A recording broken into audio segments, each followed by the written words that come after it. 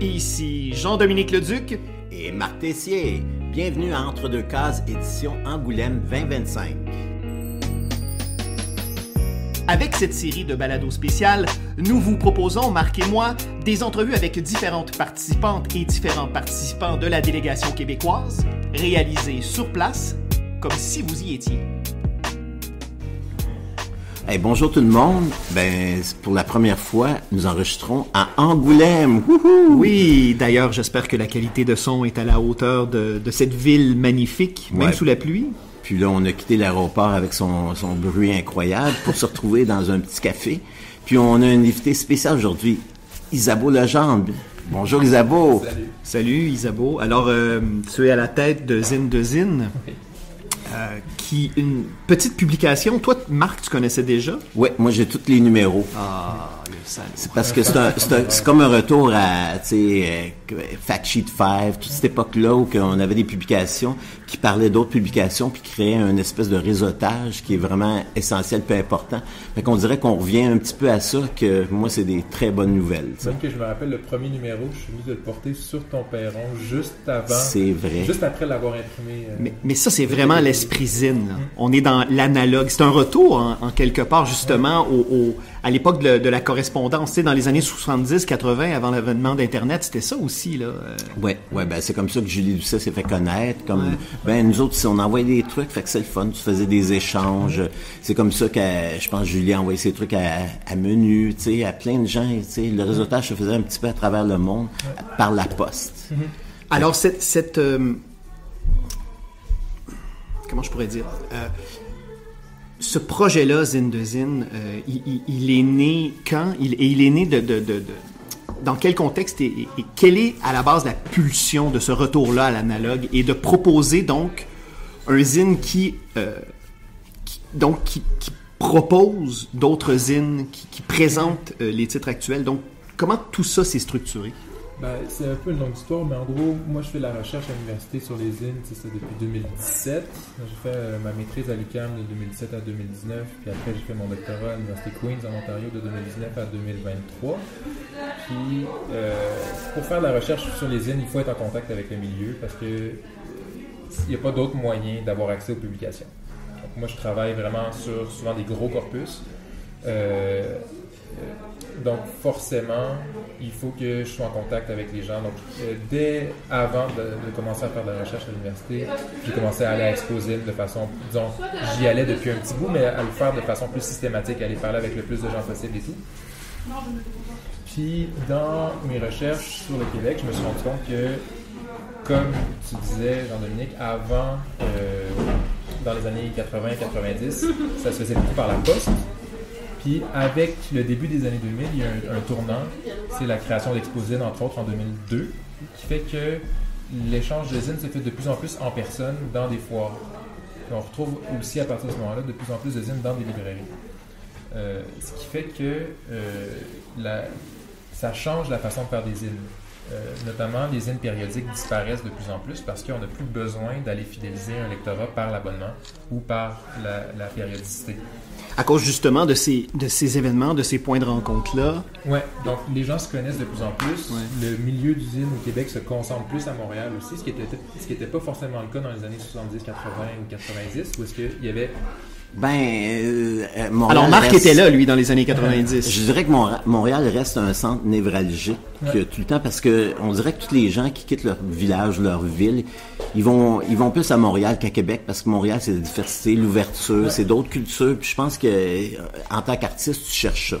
Fait que c'est pour ça que Montréal, c'est quand même une place cruciale pour ça. Oui, mais tu sais, quand on pense aux publications de BD dans les années 70, il y avait quand même du monde. Il y avait BDK à Sherbrooke, Québec. Oui, en fait, les pôles, c'était Gatineau, Sherbrooke, Québec, Montréal, Blainville. Donc, c'est quand même un espace géographique beaucoup plus élargi qu'aujourd'hui.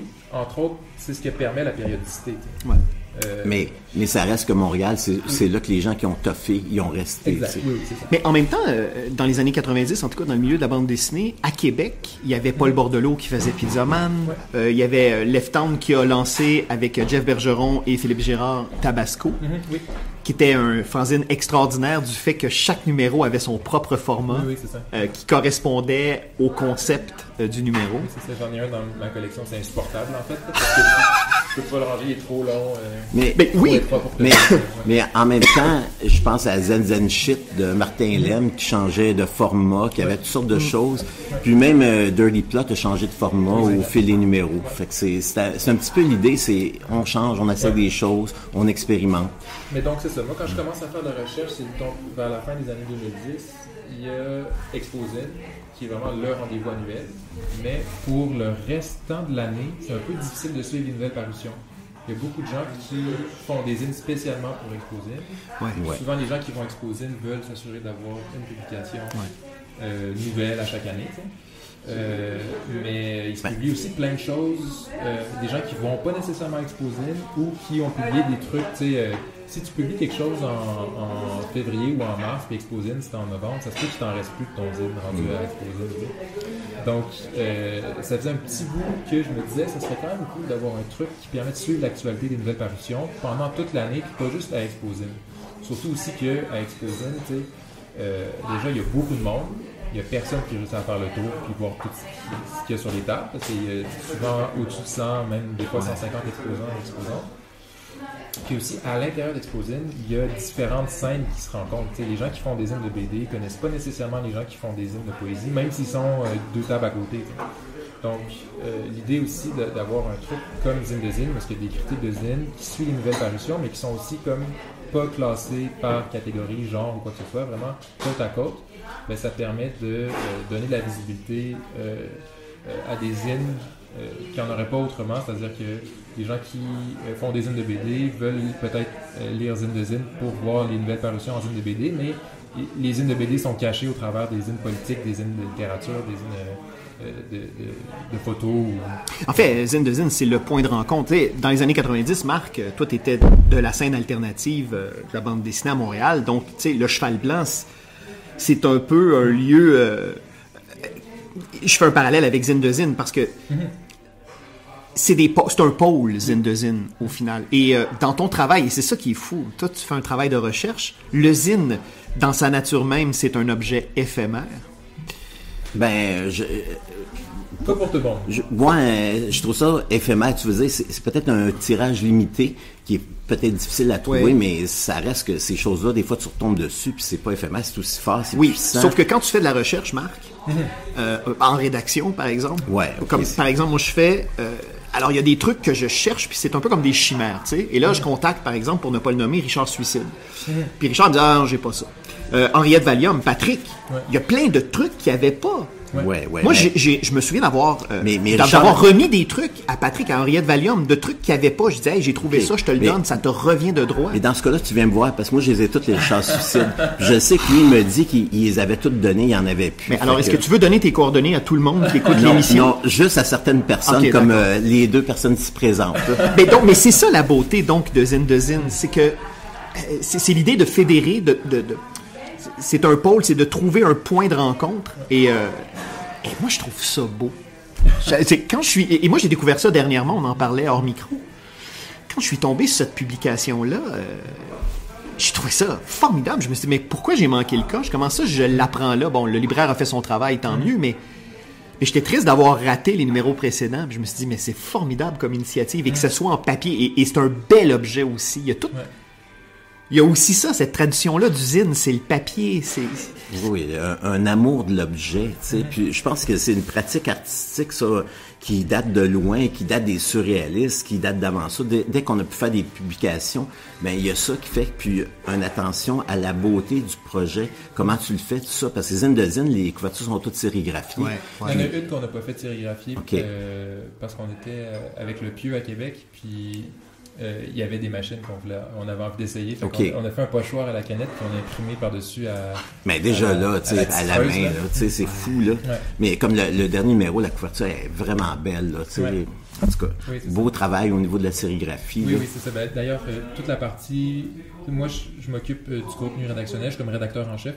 Il y a aussi Jess, qui est à la Coop Couturier, puis qui est aussi la maison d'édition Nœud, qui s'occupe de la partie plus mise en page, visuelle. C'est elle qui fait la sérigraphie, les couvertures et tout. Ben, on les fait ensemble, mais disons, c'est elle... Okay. Moi, je sais rien faire de mes mains. Elle fait toute la partie comme pratico-pratique de mise en zine, disons. Là. Puis on peut dire aussi que c'est vous deux qui a initié le fait d'avoir des zines au Salon du Livre de Montréal, qui est fantastique. D'ailleurs, là, c'est surtout Jess plus que moi. Okay. Ouais, c'est ça. Mais c'est ça. Bravo à Jess, parce que pour moi, c'est un geste de vie, de être dans un lieu commercial du livre, mais que tu as à côté des choses faites à la main, des petits tirages. Ouais. Moi, je trouve ça bon. C'est une évolution qui était due. Comme les avoir à la grande bibliothèque, là, c'est comme enfin. Ça a pris du temps, là. Oui, c'est ça.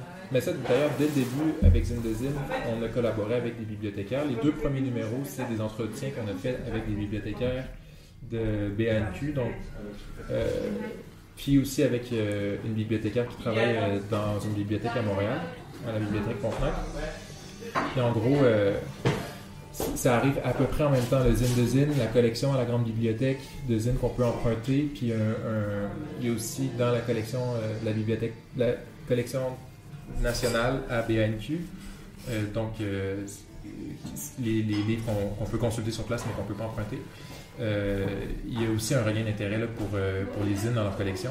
Tout ça arrive à peu près en même temps. Puis ce qui est arrivé aussi, c'est que assez rapidement, parmi les gens qui se sont abonnés à Zine de Zine, il y a des bibliothécaires. Okay. En ce moment, il y a des bibliothèques universitaires qui sont abonnées, il y a des bibliothèques publiques qui sont abonnées. Donc, pour les bibliothécaires, le travail qu'on fait, c'est vraiment intéressant, dans le sens que ça leur permet... Parce qu'on fait essentiel. Oui, essentiel, c'est ça, parce qu'on fait des critiques de zines, mais aussi on indique dans quelle librairie on peut les trouver, parce que les bibliothèques, la plupart du temps, sont contraintes d'acheter dans des librairies agréées. Oui, oui, ça aussi, c'est un frein. Oui, évidemment. C'est un problème. Oui. Pour l'acquisition des zines, mais aussi, donc, où est-ce qu'on peut les trouver, etc. Donc, c'est vraiment, entre autres, là, dans des librairies comme Planète BD ou le Yélian, qui passent par Zine de Zine pour après faire des commandes de zines qui sont critiquées dans Zine de Zine pour pouvoir les avoir dans leur collection. Ben, vous êtes enfin la relève. Fait que je te lève c'est quoi mon expresso, tu sais, yes. Mais, OK, Isabeau, on est à Angoulême. Oui. Qu'est-ce qui t'attire? OK, pourquoi Angoulême? C'est ta première fois, c'est ça? La première fois à Angoulême, oui. OK, puis tantôt, on a marché dans le Nouveau Monde qui sont en train de faire les kiosques. Les gens se préparent pour l'ouverture demain. Puis là, tu me parlais de plein d'éditeurs. Déjà, t'en connais plein. C'est incroyable. T'en connais, tu sais, avant, j'en connaissais beaucoup, mais tu me dépasses tellement, là. Fait que, toi, tu viens ici, tu vas repartir avec tes bagages pleins de publications. Fait que, parle-moi un petit peu de pourquoi t'es ici, puis c'est-tu le fun? T'es-tu content? Ben, je suis content d'être ici. C'est intéressant à voir. Moi, dans le cadre de ma recherche pour le doctorat, j'ai fait un terrain d'études en France pendant 4 à 6 mois. Là, je me souviens plus exactement parce que j'ai fait des allers-retours aussi là-dessus. Puis, donc, j'ai fait une dizaine de festivals de zines en étant ici, à travers la France, puis un peu aussi en Belgique. Donc, j'ai rencontré pas mal de gens. C'est en 2022 quand je suis venu pour faire ça. Donc, il y a des gens que je viens retrouver ici.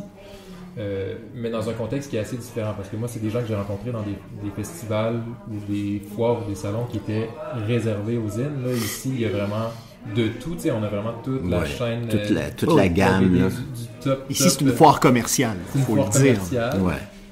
Mais toutes les foires de zines sont aussi des foires commerciales mais à une autre échelle, tu sais. Oui, c'est une question d'échelle au final. Il y a des maisons d'édition milliardaires avec des artistes pauvres. Oui, c'est ça, des CEO millionnaires qui travaillent pour des compagnies milliardaires qui, ils se côtoient pas tant que ça parce que c'est des espaces séparés à travers la ville, mais en tout cas qui sont dans le même festival, dans la même programmation, qu'il y a vraiment des gens qui font des tout petits zines à des tout petits tirages. Donc ça, c'est intéressant de voir un peu ce contexte-là se mettre en place. Mais c'est important pour toi, donc, d'être sur le terrain. Ah, mais toujours. Parce que le fanzine, c'est quand même un objet physique et Mais c'est pas possible autrement. Parce que moi, je le fais, le travail avec Zine de Zine, mais s'il n'y avait pas ce travail-là, de toute façon, comment on fait pour savoir qu'est-ce qui se publie? Il n'y a pas d'autre manière que d'aller dans les festivals, d'aller rencontrer les gens. Comme quoi l'Internet 2.0 ne règle pas tout. Tu sais, au niveau des artistes en bande dessinée, ça a vraiment été une révolution dans les années 2000 quand tout à coup, les artistes n'envoyaient plus... 90, pas 2000. Ouais, non, attends, mais je vais finir. Parce que les planches, avant, on les envoyait en Europe ou aux États-Unis, on envoyait les planches physiques. Maintenant, avec la numérisation, c'est possible de... Je prends François Miville-Deschênes, un artiste qui travaille pour le compte d'éditeurs européens comme le Lombard. Lui, il vit à Maria. Il envoie ses planches par numérique par courriel ou il dépose dans un nuage info numérique. Et donc, il n'a pas besoin physiquement de se déplacer. Mais dans le cas du zine, sa nature intrinsèque même, je trouve que le zine, c'est un objet de résistance parce que ça nous pousse à rester en contact. Oui, il y a un peu de ça.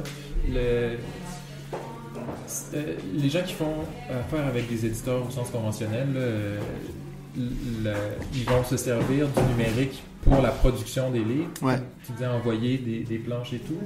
Mais après, ils s'appuient sur un système de distribution qui est très, très physique. Ah, ben oui, que forcément. les livres puissent circuler dans l'espace. Ouais. Puis après, ils vont aussi se servir du numérique pour faire la diffusion. Dans le cas des zines, c'est plus la diffusion qui est assurée par le numérique, même s'il y a des gens qui ont des boutiques en ligne puis qu'il y a encore un petit peu d'échange qui se fait par la poste. L'essentiel des ventes de zines se fait dans des festivals en personne. Donc, le numérique, on le retrouve pour la diffusion, mais comme les gens s'auto-éditent, dans le processus de production, le numérique joue un très petit rôle. Ça va être vraiment un appoint pour le dessin. Il y a des gens qui vont faire l'édition, la mise en page, évidemment avec un ordinateur, mais sinon, l'essentiel se fait physiquement dans la rencontre avec les gens. L'idée étant d'avoir un nombre d'intermédiaires le plus limité possible entre les gens qui font des zines et les gens qui les lisent. Ouais. Donc, c'est ça ce qui est intéressant parce que quand on retourne justement dans les années 90-2000, il y avait une espèce d'idée que la publication en ligne allait remplacer la publication papier. Oui. Ce qu'on voit en fait, en tout cas du point de vue des zines, c'est que la communication en ligne permet de mieux diffuser la publication papier, puis ça crée un regain d'intérêt pour la dimension physique, matérielle, l'objet, zine ou livre. Donc, qui est beaucoup plus investi par les artistes. Il y a moins de zines qui servent à faire de la communication. Tu sais, dans ce sens-là, zine de zine, c'est un peu un exercice de nostalgie. Tu sais. C'est pas un type de zine... c'est un type de zine qui fait référence au passé. Sa pertinence en tant que moyen de communication papier. Si on voulait aller rejoindre le plus grand public possible, on ferait ça en ligne. Mais on fait en zine parce qu'on veut que ça circule dans ce milieu-là. Oui. Ouais. Mais même le milieu des zines communique essentiellement en ligne. Il n'y a pas beaucoup de gens qui publient du contenu rédactionnel. Oui, puis l'époque où Julie Doucet, par exemple, envoyait à Jean-Christophe Menu par la poste correspondance, lettre écrite avec des exemplaires, c'est quand même une époque qui est révolue. Ça se fait encore, mais c'est des échanges. Oui, c'est ça. C'est ça. C'est de l'interpersonnel rendu là. Ouais. Mais pour avoir les dernières publications de Julie Doucet, il n'y a pas d'autre manière que de communiquer avec elle puis de les recevoir par la poste quand elle va te les envoyer. Tu sais. C'est bien aussi parce que, puis corrige-moi si je me trompe, Marc, mais ça permet à toute une nouvelle génération, puis je veux t'entendre là-dessus parce que tu as enseigné à l'Université du Québec en Outaouais pendant des années, et tu as enseigné à des jeunes, ce que nous ne sommes plus, Marc. Ne nous berçons pas d'illusions. Dans le cœur, évidemment. Mais il y a toute une nouvelle génération de jeunes autrices, auteurs, dont le rapport au zine, le fait d'avoir entre les mains un zine de zine, il y a quelque chose... Tu sais, nous, on parle de nostalgie, mais pour eux, c'est novateur d'une certaine manière. Mais, OK, tu parles d'enseignement. Moi, ça a tout le temps été dans ma pratique d'enseigner, de leur montrer comment faire des publications, comme Isabeau disait, avec l'ordinateur, pour être indépendant, pour pouvoir s'auto-publier. Moi, c'est important, c'est parce que je viens de ça. Ça donne une voix, ça donne une identité, une présence, puis ça te distingue parce que tu as fait quelque chose toi-même. Puis en même temps, c'est un moyen d'expression personnelle. Fait que tu mets tes histoires, c'est toi qui parle au lecteur. Fait que ça a tout le temps puis j'en vois qui continuent, comme Blanche, comme Jacob Doyon, tout ça, puis plein d'autres, puis je trouve ça, moi, ça me fait chaud au cœur, parce que c'est une façon aussi d'apprendre le métier, d'apprendre, de raconter, apprendre à raconter, puis en dehors des trucs, parce que des fois, si tu comptes ces subventions, tu vas attendre longtemps. Fait que l'idée, c'est pas attendre, puis les faire. Puis... Mais je pense aussi, puis corrige-moi si je me trompe, Isabeau, mais c'est aussi d'apprendre le métier et les différentes chaînes du maillon de la fabrication d'un objet, d'un livre. Quand on travaille pour un éditeur, on signe un contrat, on a une entente, on envoie notre travail, mais le zine, il faut le fabriquer. Tu disais tantôt que tu n'es pas très habile de tes mains, que c'est ta collègue, mais c'est ça. Donc, c'est ça que je trouve beau avec le fanzine. Pour moi, c'est l'objet suprême, c'est l'objet total. Dans sa totalité, t'as l'expérience totale de l'édition. On peut-tu parler de sensualité? Oui. Parce que moi, c'est le toucher. Parce que regarder des PDF, moi, je suis pas capable. Je lire ça, là, je le fais, mais j'évite ça. Mais prendre un objet, un zine, le toucher, le feuilleter, ceux qui se déplient, qui ont l'imagination pour créer quelque chose de totalement nouveau, ça passe par le toucher, ça passe par les yeux. Pour moi, il y a quelque chose de sensuel, de vivant. C'est ça que j'adore. Ben d'ailleurs, le plus récent Colosse de Jimmy Beaulieu, La rivière du Lit, les couleurs, c'est magnifique, les masses de noir. Tu sais, qu'on soit arrivé aussi au niveau technologique à une qualité d'impression à ce point, ben après, c'est un choix de se dire, est-ce que je dépends d'un éditeur ou j'investis de mon propre argent et de mon propre temps et je fais le livre et je me donne les moyens de créer un objet à la mesure de mes attentes. Mais ça, c'est classique dans sa forme encore. Ouais. Moi, je pense à Margot Bijoux, que j'ai découvert à TICAF, que elle, tu prends une page, pour lire ton histoire, tu déplies une page. Dans la page que tu déplies, il y a une autre page que tu déplies. Ça se tourne dans la droite, ça se tourne à gauche. Juste la fabrication à la main, c'est incroyable comment tu mets d'heures, d'amour, puis A.J. Pratt aussi qui a fait des trucs incroyables que tu déplies et puis c'est comme du Valium, moi, pop-up. C'est une histoire que tu lis en pop-up, c'est moi quand je vois ça là, c'est comme aïe aïe, je tombe sur le cul comment les gens aiment, ils ont de l'amour puis ils veulent les faire puis ils mettent du temps, de l'imagination, de la créativité que tu vas pas ressortir. Puis fait que c'est différent. Jimmy, c'est au niveau de la mise en page, de la couleur, de l'harmonisation des pages, mais tu peux aller beaucoup plus loin dans la construction d'un objet narratif, tu sais, fait que ça. Des manipulations, ouais. Il y a plein de zines qui sont imprimés en sérigraphie ou en riso avec trop d'encre, ouais. Tâche les doigts. Ouais. Mais c'est ça, c'est le toucher encore là, c'est l'interaction avec l'objet. C'est ça, c'est wow, c'est comme ça revient à quelque chose qui s'éloigne de l'espèce d'internet où on touche plus rien, on revient à quelque chose. Moi, c'est important ça. Ouais. Isabeau, zine de zine, on peut se le procurer où? Tu parlais tantôt de certaines librairies indépendantes. Il y a une possibilité aussi de s'abonner. Oui, on prend des abonnements. On a une boutique en ligne sur Square, Zine de Zine Montréal, Zine de Zine MTL sur Square. Puis sinon, vous pouvez nous écrire. Là, on a des comptes sur Facebook, Instagram. Je pense qu'on a un Blue Sky, mais je suis pas certain. Ça s'en vient. C'est la période, hein? Ouais, c'est ça. On est comme dans une période de transition avec les réseaux sociaux, j'ai l'impression. Mais oui, en ligne ou dans des librairies, on est distribué dans plusieurs librairies à Montréal, à Québec, à Sherbrooke aussi, il me semble. Oui, il y a aussi, c'est ça, par le biais de librairies indépendantes qui sont très impliquées, en fait. Ouais. Ça, c'est un projet sur lequel on travaille actuellement. Dans Zine de Zine, on fait des listes de lieux de distribution. Donc, chaque critique de zine est accompagnée des lieux où est-ce qu'on peut les trouver. Ce qui fait qu'on accumule une liste de lieux de distribution de zine au Québec qui devient de plus en plus grande, de plus en plus détaillée.